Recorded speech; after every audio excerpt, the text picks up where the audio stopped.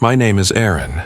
I live alone in a small apartment on the edge of town, and until last month I thought I had a pretty normal life. A bit boring, maybe, but safe, predictable. It started with a phone call. It was exactly 3:03 a.m. when my phone rang. Not my mobile, my landline. The one I never use and almost forgot I even had. The number was blocked. I let it ring, but something about the sound made my skin crawl. Not the ringtone itself, just the way it rang. Slowly, like it wasn't in a rush, like it knew I'd answer eventually. I didn't. The next night, same time, 3:03 a.m. Another call, again, I didn't pick up. But this time, after the fourth ring, it went quiet. And then my mobile buzzed, one new voicemail, but not from my mobile, from the landline. I checked it. You hear it now, don't you? That voice, I swear to God, was my own. Not distorted, not altered. Exactly my voice. But I hadn't said that. I hadn't picked up the phone. I didn't sleep at all that night. The next day, I called the phone company. They said there'd been no incoming calls to my number that night, or the night before. I tried to explain what had happened, but the woman on the line paused awkwardly before saying, "Ma'am, that number was disconnected over a year ago. It's not even active." That's when I started keeping a journal, because I realized this wasn't going to stop on its own, and I needed to prove I wasn't going crazy. The third night, the call came again. Same time. But this time, something changed. The caller didn't wait for me to answer. My TV turned on. Snowy static filled the screen, and in the middle of the static, my reflection. Not on the screen, not a video, my reflection, staring back at me but blinking out of sync. Then the screen turned black. My phone rang one last time before sunrise. I answered. I don't remember doing it, I just know I did. "You've heard me, now let me in." Click. I haven't told anyone this. Until now, and I think tonight the call won't come at 3:03. I think it'll come earlier, because I listened, and that's all it ever wanted. I didn't sleep the night of the third call. I sat on the couch with every light on. My phone unplugged, landline removed from the wall, TV off, curtains drawn. But it didn't matter. At 3:03 a.m., the microwave beeped. Not like it was finished heating something, but like someone had pressed the buttons. One beep, pause, two beeps, pause, then 3:03. I unplugged the microwave. And then the doorbell rang. I live on the third floor of a secured apartment building. There's a buzzer system at the entrance downstairs. Nobody had buzzed in. I checked the peephole. No one was there, but there was a sound, faint, low, like someone whispering through the crack at the bottom of the door. I put my ear to the wood, and just for a second I swear I heard, "You locked me in. I'm still here." The next morning, I dug through an old box of photos I'd shoved into my closet months ago when I moved in. I was looking for something, anything, that could explain what was happening. Some sign I'd been stalked, a forgotten ex, a prank. But in the very bottom of the box, I found something I didn't remember keeping. A photo of me as a child, standing in front of a door, not in a house I recognized. I was maybe 5 or 6 years old, crying. And on the door behind me, written in what looked like charcoal, were the numbers, 3:03. There was something else, too. In the shadow behind the door, a hand, too large to be mine, too pale to be real, resting gently on my shoulder. I called my mother, asked her about the photo. Her voice was quiet, hesitant. "That house, we only stayed there for a month. You were having episodes, talking to someone in your room. We thought it was an imaginary friend, but then you started locking your closet at night, and you kept saying the same thing. What did I say? You said someone was calling you. What was the house? Where? We don't know. It was a temporary place. A friend of your father's. We left in a hurry after the night. You scratched those numbers into the walls. 303? She went silent. Then whispered, "Don't answer it again, Erin. Whatever it is, it followed you once." I don't know what I brought back with me from that house. I don't remember anything from that time. But something remembers me. And it's not just calling anymore. Last night, I heard a sound coming from the closet. I opened it. There was a door I'd never seen before, embedded in the back wall, smaller than it should have been, and written in faint black letters, "You answered, now return." I stared at the door in the back of the closet for what felt like an hour. It wasn't there before. Not when I moved in, not when I cleaned, not when I checked it the night before. The door looked wrong. Too small for a human to use, maybe 4 feet tall. No knob, no hinges, just a black slit in the wood, like a mouth that never learned how to close, and the writing above it. "You answered, now return." Something inside me recognized those words, like a memory I didn't remember having. I didn't open the door, at least not willingly. I tried to walk away, but my legs felt heavy. Like gravity pulled harder the closer I got to that wall. My hands trembled, my mouth went dry, and then, as if in a dream, I touched the surface. It was warm, not like heated metal, like breath, like flesh. The wood pulsed beneath my palm. Once, twice, and then the door slowly creaked open, inward. But behind it, nothing. Just blackness, no floor, no walls, no sound, just dark. And then I heard it. From deep inside the void, "Welcome back, Erin." The world around me shifted. Not violently, subtly. The air in my apartment changed. Everything smelled old, damp, like cellars and basements and mold-covered wood. When I turned around, the closet, my room, was gone. In its place, I saw a long hallway. Identical doors on either side, all closed. Flickering lights. A soft humming like an old refrigerator.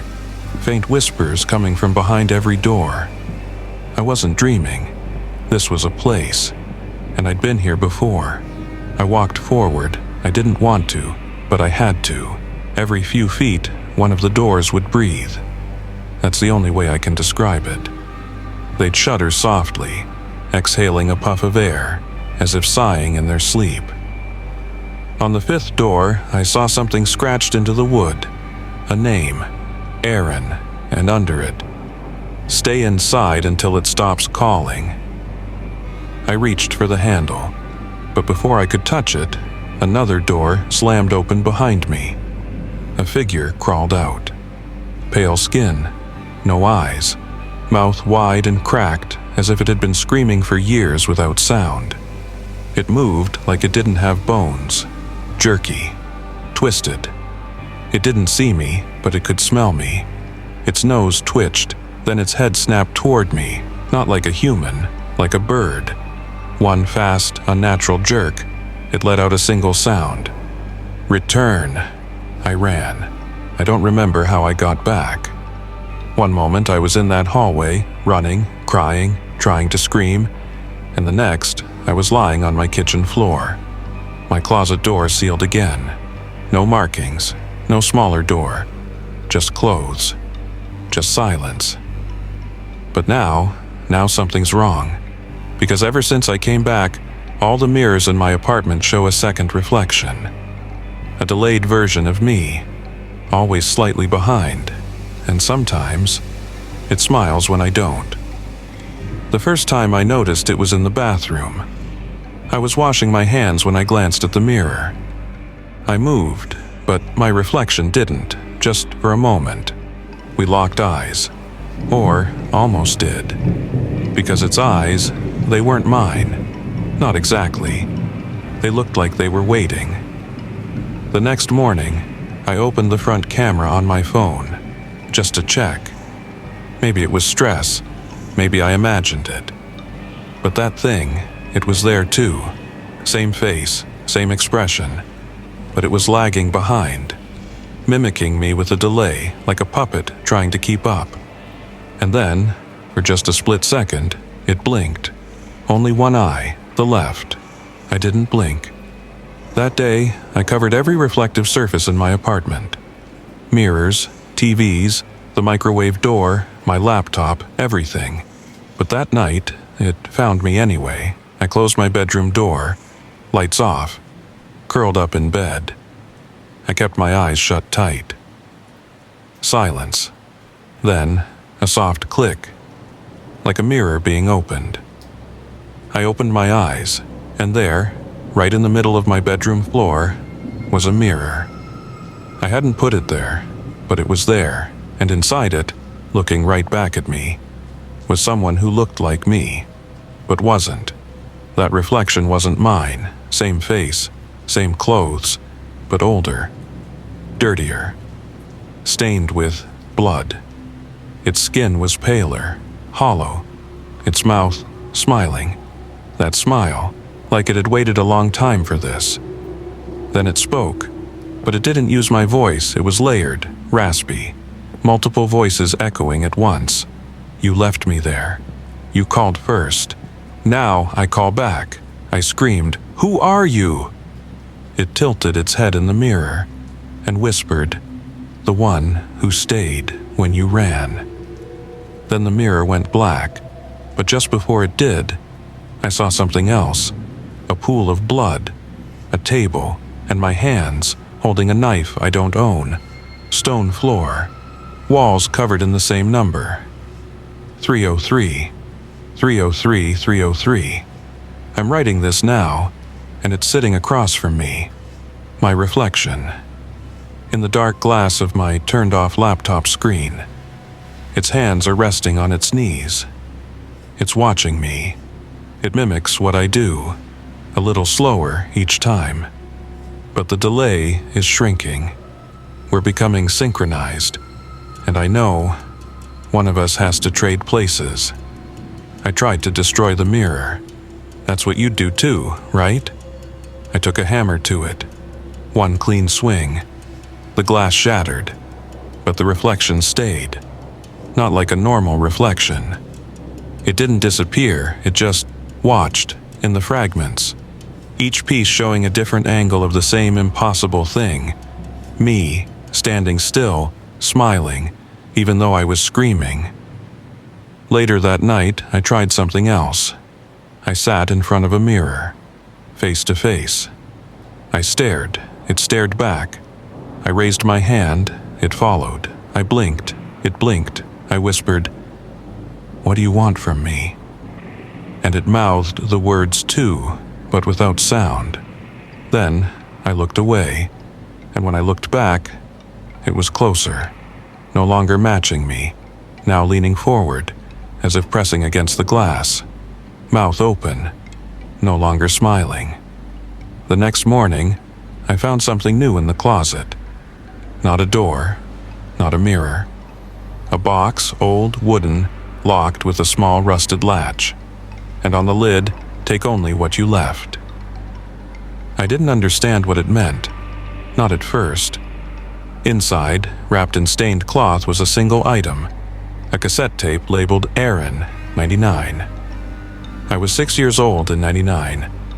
I didn't even remember owning a recorder, but I found one. In a box I'd never unpacked, even though I've lived here for months. It was sitting on top, waiting.